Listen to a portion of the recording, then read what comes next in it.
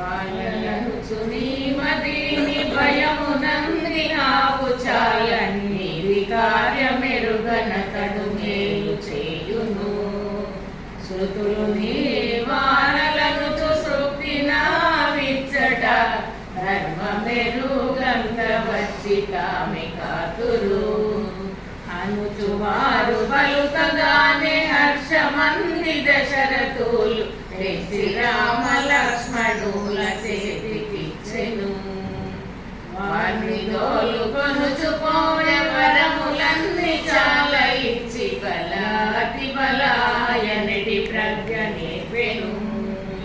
మంత్రదేవతలు వచ్చి మేము వెంటయుండినప్పుడు సమయానికి కాకుమనిది గరణి బలా